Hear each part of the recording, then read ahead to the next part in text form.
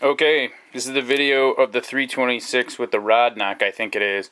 So I just kind of fixed the exhaust leak on the passenger side. There's still a little one on the driver's side. I'll tighten that up, but you can clearly hear it. It sounds like it's in the 1 to 3 to 5 bank, and on the 2, 4, 6 bank, in the front 3/4 of the engine.